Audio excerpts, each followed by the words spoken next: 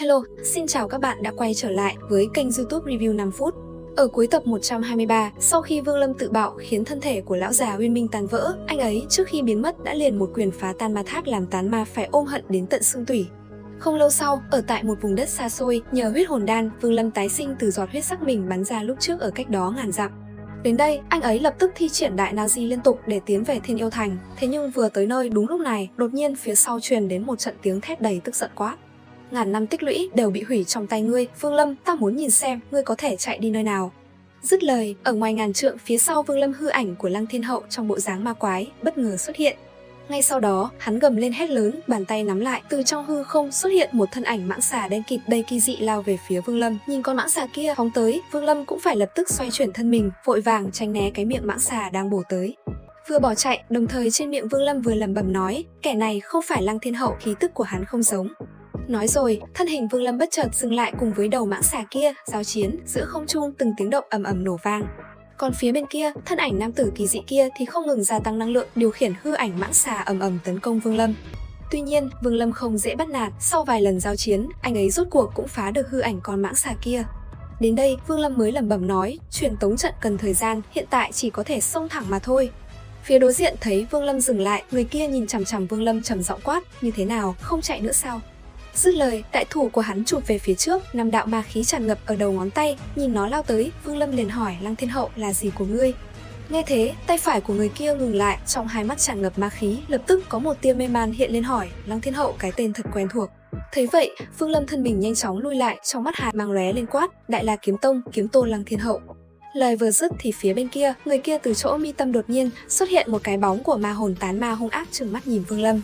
Sau đó, từ nơi hắn ta đang đứng ở giữa hư không, bất chợt dao động mãnh liệt, sau đó, một đòn công kích khủng bố như một cái lưới khổng lồ lao về phía Vương Lâm. Bị bao vây như vậy, cảm giác nguy hiểm ập tới, Vương Lâm liền gầm lên, tiếng hét vang vọng khắp thành quát, cổ yêu tiền bối, ngươi còn định xem kịch hay đến bao giờ? Thanh âm này vừa dứt, một cỗ sát ý cường đại đột nhiên từ trong Thiên Yêu Thành quét ngang mà ra, rồi buông xuống ở trước người Vương Lâm. Đồng thời, thanh âm vang lên nói, 10 năm thất hẹn, còn dám sai khiến ta, mượn ngươi ít huyết sắc để dùng một chút. Lời vừa dứt, từ người Vương Lâm, cổ yêu bối la liền lấy từ trên người Vương Lâm vài giọt huyết sắc, sau đó từng luồng ánh sáng bay tới. Khi huyết sắc cùng năng lượng hòa vào làm một, hư ảnh của cổ yêu bối la khổng lồ mới từ từ hiện ra đứng sừng sững giữa hư không. Thấy thế ở phía đối diện, ma hồn tán ma kia thanh âm vang lên quát, bối la, ngươi đừng có xen vào chuyện này. Ngươi chỉ là một trong cửu tán ma dưới trướng cổ ma, ta làm sao không thể ngăn cản ngươi. Dứt lời, bàn tay cổ yêu vung lên, một đạo ánh sáng đỏ chói đã liền phóng xuống phía dưới tấn công tán ma, khiến hắn phải lập tức cưỡi trên mình con mãng xà mau chóng tránh né. Sau đó, nói vài lời võ mồm, thân hình tán ma đã liền phóng lên trời cao cùng cổ yêu bối la giao chiến. Cũng từ đây, cổ yêu và tán ma chính thức bước vào một hồi đại chiến.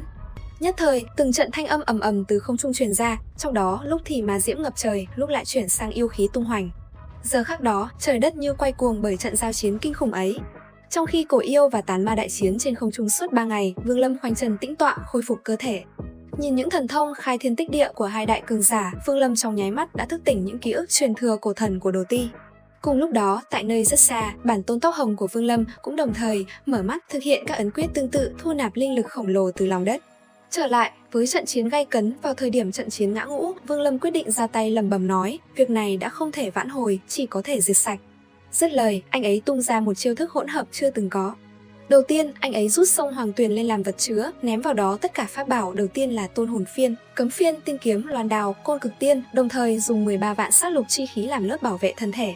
Tiếp theo, Vương Lâm dậm mạnh chân, phía dưới mặt đất bất chợt rung động ầm ầm, từ một ngọn núi nhỏ dưới mặt đất, bỗng chốc một tòa thành ầm ầm trồi lên. Lấy Vương Lâm làm trung tâm, theo bàn tay không ngừng vận chuyển, một đòn Hoàng Tuyền chỉ mang theo sức công phá kinh người tung ra. Nhất thời, chỉ phong kia liền hướng thẳng về phía tán ma mà công kích. Thế nhưng, đối diện với nó, tán ma chỉ khinh miệt tung một quyền định đánh tan một chỉ đang lao tới. Thế nhưng càng tới gần, hắn mới kinh hoàng nhận ra uy lực của đòn tấn công hỗn hợp này. Sự khựng lại của tán ma tạo cơ hội cho yêu mang của cổ yêu ập đến luyện hóa. Bị dồn vào đường cùng tán ma, buộc phải dùng kế thí xe giữ tướng, hắn vứt bỏ thân xác đang đoạt hồn khiến thân xác này thối nát và rơi xuống đất, thu hồi ma hồn vào bộ khải giáp. Dù bị yêu mang luyện hóa mất 9 phần ma khí, bộ khải giáp bao bọc ma hồn vẫn liều mạng xông ra khỏi vòng vây để tẩu thoát. Đáng tiếc, áo giáp được ma khí bao bọc dưới sự tấn công, ở trong sự luyện hóa không ngừng của yêu mang, gần như hao hết 9 phần ma khí, cuối cùng đã xông ra được. Khi bộ khải giáp của tán ma vừa xé, gió lao ra định tẩu thoát, Vương Lâm đã tính toán từ trước, tung người chụp lấy thân mình dụ hắn đoạt xá. Tuy nhiên, trước đó, Vương Lâm đã chủ động kích phát dư uy của Thăng Tiên Quả, đẩy bản thân vào trạng thái cuồng bạo cực hạn để bảo vệ nguyên thần. Đến khi ma hồn của tán ma chui vào cơ thể Vương Lâm muốn đoạt xá thì nguyên thần đã được bảo vệ. Thế nhưng cũng vì tán ma chui vào, cơ thể Vương Lâm đột nhiên bị một tầng giáp đen bao phủ, mắt Sực Hồng mang đấu tranh với ma hồn của tán ma trong cơ thể. Cổ yêu Bối La nhìn thấu tâm kế của Vương Lâm thì phối hợp quát, kế sách hay kích thích nguyên thần chống lại ma hồn. Nếu ta giúp ngươi thì đã thành toàn cho ngươi, nếu ta không giúp ngươi, trận chiến 3 ngày trước coi như uổng công. Ngươi đã tính là ta sẽ giúp ngươi, tốt, đây là số phận của ngươi, ta liền thành toàn cho ngươi. Cổ yêu nói xong, hắn ôm lấy Vương Lâm, sau đó nhặt xác kẻ vừa bị tán ma ký sinh, cả người hóa thành một đạo yêu quang, bay thẳng về phía Long Đàm. Cùng lúc này, ở tại tinh cầu huyết tinh, Tử Tâm không biết vì sao đang phải dốc sức điều khiển thanh kiếm lớn dài 3 trượng để chạy trốn. Phía sau nàng, 3 người con gái mặc y phục rực rỡ từ Thiên Thủy Cung đang đuổi sát không rời, họ vừa đuổi vừa quát. Tiện nhân, ngươi phản bội Thiên Thủy Cung lấy trộm thánh vật của thiếu chủ, mặc dù nơi này là phạm vi thế lực của Thiên Vận Tinh, nhưng ngươi đã trúng độc của thiếu chủ, ta xem ngươi còn có thể chạy được bao xa. Trong cơn tuyệt vọng, Tử Tâm trên miệng thổ huyết, rồi thân hình không tự chủ được mà rơi tự do xuống một tòa lầu cát. Thế vậy, phía sau 3 nữ tử kia cũng nhanh chóng đuổi theo. Tại đây, một thân ảnh nam nhân tóc đỏ đột nhiên bước ra với uy áp cực lớn. Sau đó, anh ấy lạnh lùng quát một tiếng phắn. Nghe vậy, 3 nữ tử kia đáp, Thiên Thủy Cung ở Ngũ Hành Tinh bắt kẻ phản bội, xin tiền bối đừng nhúng tay vào. Đáp lại, nam nhân chỉ lạnh lùng vung tay áo tạo ra cuồng phong hất văng cả 3 ra khỏi tinh cầu. Sau đó, anh ấy quay sang hỏi Tử Tâm, ngươi tên là gì? Nghe vậy, Tử Tâm kinh hãi đáp, vãn bối tên là Tử Tâm, tu sĩ của nước tu trần cấp 6 trên Chu Tước Tinh. Cùng lúc này, tại Vân Thiên Tông, từ xa chỉ thấy một pho tượng khổng lồ đã được dựng lên để thờ phụng Vương Lâm. Trên bậc thang dẫn lên tông môn, một già một trẻ đang trò chuyện. Đứa trẻ tò mò hỏi, ông nội, đây là pho tượng mà người vừa nói sao? Nghe vậy, người ông bắt đầu kể lại những chiến tích chấn động của Vương Lâm, từ việc diệt nhà họ Đằng làm loạn Tum Hải đến việc chiến thắng tại Chu Tước Mạc và nhường ngôi Chu Tước Tử cho Chu Vũ Thái. Đứa trẻ kinh ngạc kêu lên, người này từ chối trở thành Chu Tước Tử sao? Nghe câu hỏi này, người ông giải thích rằng chính vì uy danh của Vương Lâm mà Vân Thiên Tông trở thành đất thánh. Đúng lúc đó, một con hổ lớn chở một thiếu nữ áo trắng tên là Chu Như lao lên đỉnh núi. Chu Như đến trước pho tượng và nói, thúc thúc, tiểu Như đã kết đàn rất nhanh đúng không? Chỉ cần ta đạt tới Nguyên Anh, Thiết Nham sư bá sẽ đưa vật lúc trước thúc để lại cho ta. Thúc thúc, ta nhất định có thể tu luyện đến Nguyên Anh kỳ. Nói xong, Chu Như chào pho tượng một cái, điểm đến tiếp theo chính là núi Chu Tước để tu luyện theo lời mời của Chu Tước Tử. Cứ thế, cô nàng cưỡi trên mình Tiểu Bạch rồi cả hai phóng nhanh đi. Cùng lúc đó, ở tại Long Đàm, Vương Lâm đang ẩn mình trong một động phủ ngầm dưới lòng hồ, đối diện chính là gã đại hán mặc giáp lúc trước bị tán ma ký sinh. Dưới sự trợ giúp từ luồng sáng yêu dị của pho tượng cổ yêu, Vương Lâm liên tục đánh hàng vạn đạo cấm chế vào nguyên thần của tán ma nhằm cắn nuốt và để lại lạc ấn trong thần thức.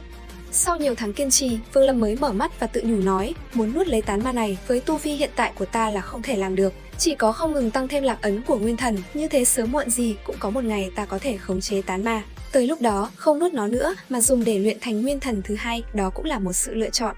Đến đây thì hết tập 124 Tiên Nghịch, và liệu rằng tiếp theo tập 125 sẽ có gì hấp dẫn? Theo dõi tiếp trên kênh YouTube Review 5 phút để biết thêm chi tiết các bạn nhé. Xin chào và hẹn gặp lại!